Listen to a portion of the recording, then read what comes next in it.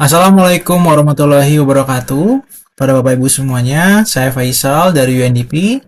Di sini saya akan menjelaskan bagaimana ataupun memberikan tutorial ya, bagaimana cara pengisian laporan Elisari, laporan monitoring logistik Elisari ini. Mungkin Bapak Ibu semua juga telah melihat di depan Bapak Ibu semuanya. Di sini saya sudah coba mengisi ya sebenarnya, sudah ada isian sebenarnya. Eh, di sini saya asumsikan saya ialah dari Hasan Sadikin, seperti itu. Sebelum lanjut ke pengisian, mungkin Bapak Ibu semua juga sudah menyadari bahwa di kolom ini tuh ada dua warna, walaupun ini putih ya. Jadi ini dua warna ya. Saya coba tegaskan ada dua warna aja. Yang lebih seharusnya itu ialah ada warna biru dan juga ada warna merah. Warna biru ini ialah Bapak Ibu semuanya perlu ataupun wajib mengisikan datanya. Untuk yang warna merah ini otomatis akan terisi seperti itu. Dan ini juga sudah ada di bagian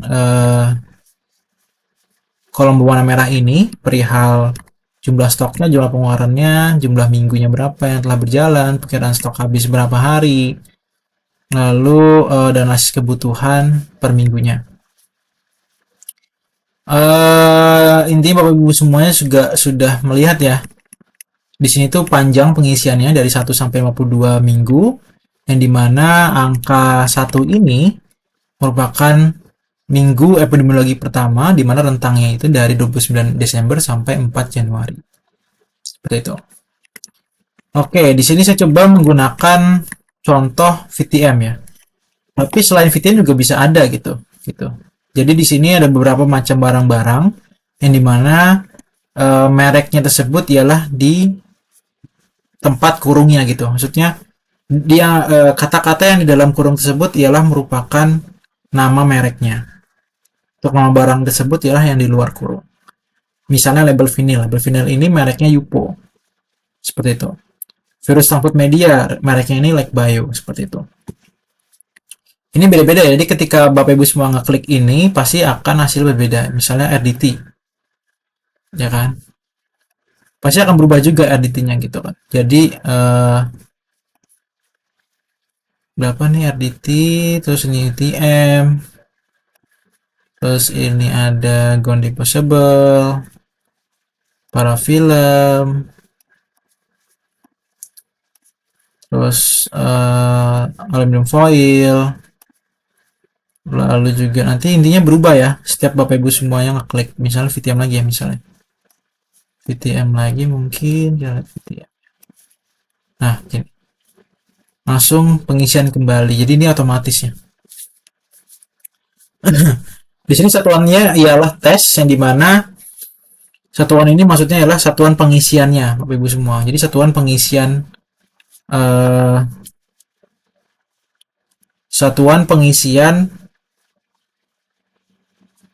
pemakaian dari Elisari ini, logistik yang Bapak Ibu semuanya yang ada di barang-barang tersebut itu, berdasarkan barang-barang tersebut gitu. Jadi di sini saya tulis Hasan Sadikin kayak gini, seperti ini aja, langsung tulis saja Hasan, langsung keluar, nanti langsung diklik. Di sini juga Bapak Ibu juga perlu mengisi expired date-nya berapa dari virus transfer media. Mungkin Bapak Ibu juga sudah menyadari bahwa dengan barang yang sama tetapi expired date yang berbeda merupakan entity yang berbeda. Seperti itu. Di sini kita coba contohkan, ternyata misalnya di bukan reagen ya, untuk VTM yang expired date-nya di Februari itu ternyata diterima di minggu ke-6 gitu ya, minggu epidemiologi ke-6. Dan ada pemakaian nih di minggu epidemiologi ke-6. 10 tes seperti itu. Ini 100 tes dan 10 tes. Berarti kan ini 2 box ya dapatnya, 2 box VTM. Jadi 100 tes. Nah, untuk yang belakang ini tidak perlu diisi karena Bapak Ibu semuanya hanya perlu mengisi penerimaan dan pemakaian setelah terjadinya penerimaan barang gitu ya. Jadi kan diterima barang kan pertama kali di minggu ke-6. Jadi kalau misalnya tidak ada pemakaian dan tidak ada penerimaan, ditulisnya 0. Harus 0. Bapak Ibu semuanya mohon jangan seperti ini, blank gitu ya. Jadi tuliskan 0 gitu ya kalau setelahnya. Kalau sebelumnya nggak apa-apa, di blankkan saja. ataupun dikosongkan saja. Kalau ini 0. Lalu ini 100, 110 sama 0 sama 0 ya. Jadi ini misalnya untuk expired date-nya di Maret gitu kan. Mungkin diterima di minggu berlagi ke 9. Di sini ada pemasukan ya 100 tes dan juga ada pemakaian 10 tes. Lalu ini 0, ini 0, ini juga 0, ini 0. Tidak ada pemeriksaan spesimen misalnya. Jadi di sini juga sudah langsung terkalkulasikan gitu ya, Bapak Ibu semuanya.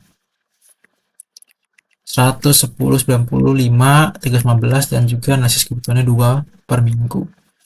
Mungkin agar Bapak Ibu semuanya lebih fokus, ini kan misalnya ya, mungkin Bapak Ibu semua sekarang masih di minggu ke-22 gitu misalnya, atau minggu ke-17 ya.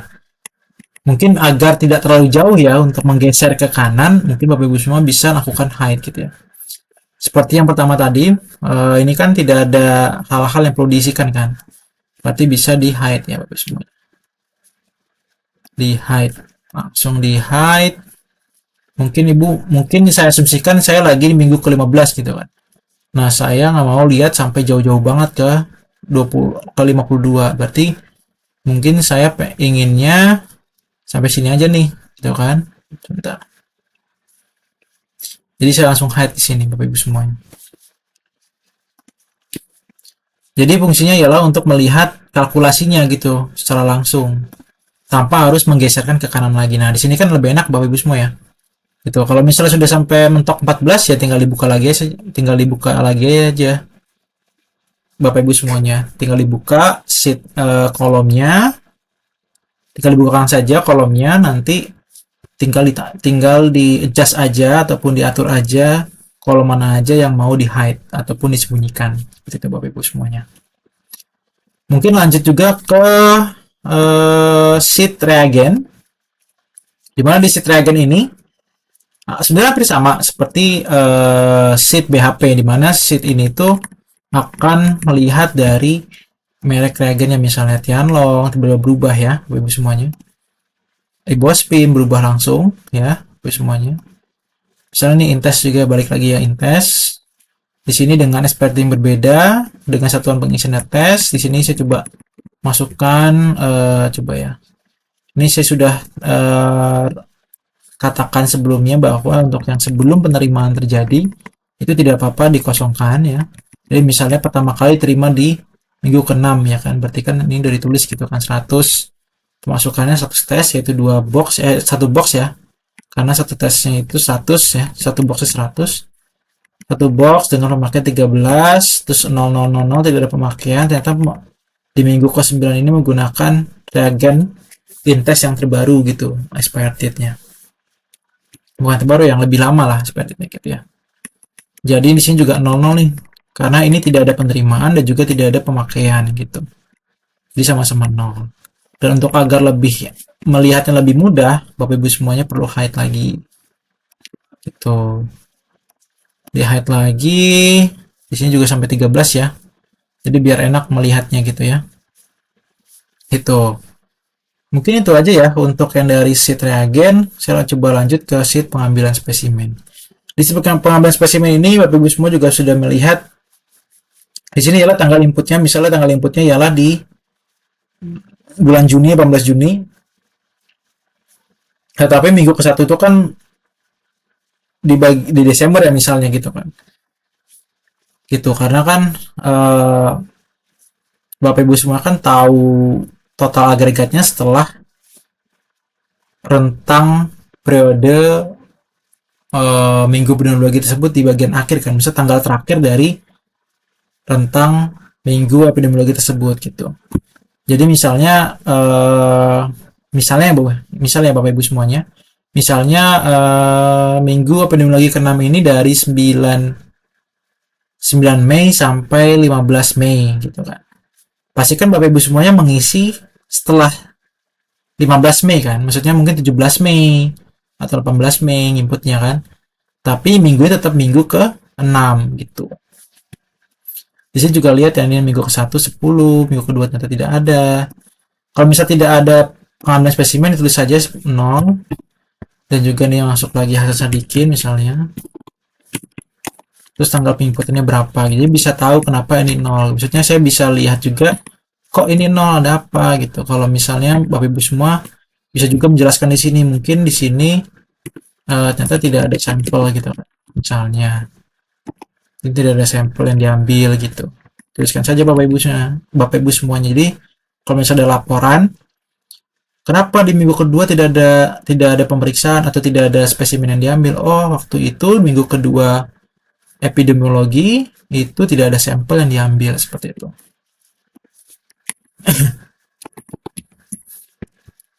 Lalu lanjut ke pemeriksaan spesimen. Di sini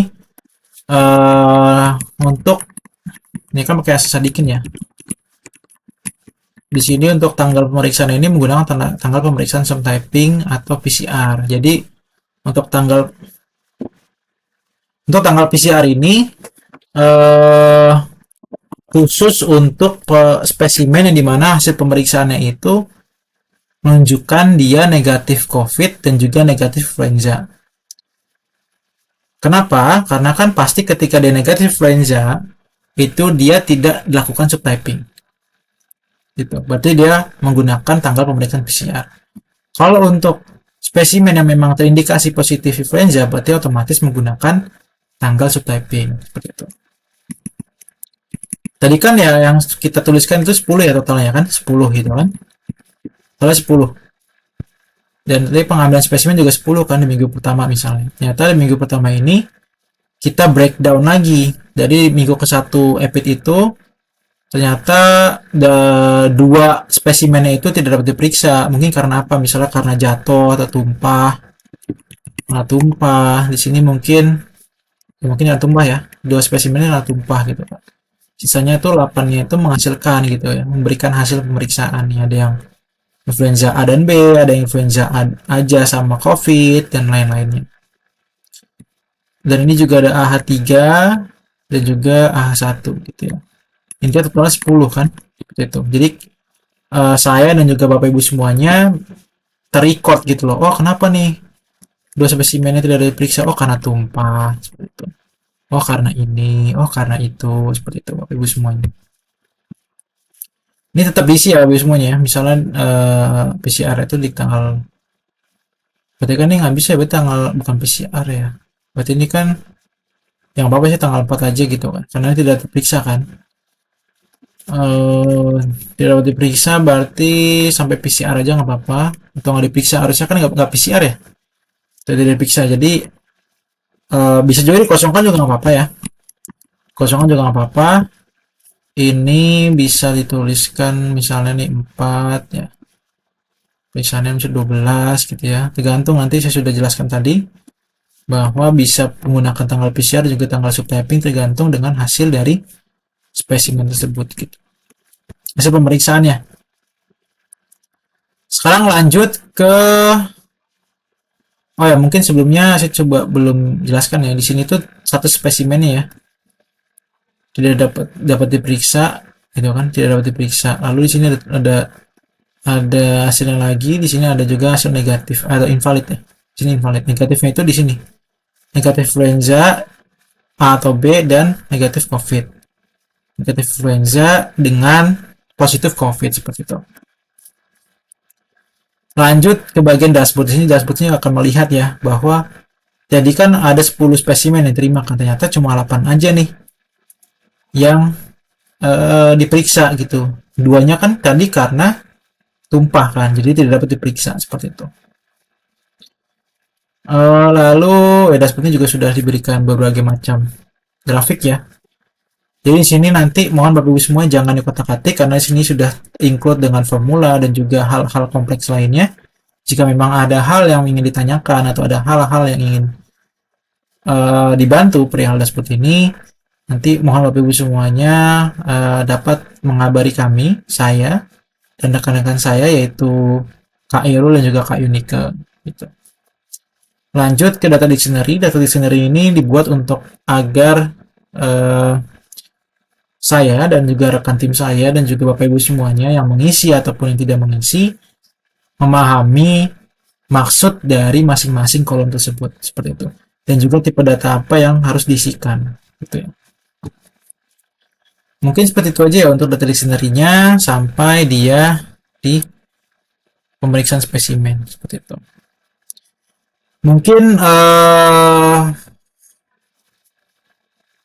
ini saja yang saya dapat jelaskan perihal tutorial pengisian laporan monitoring logistik Kilisari ini.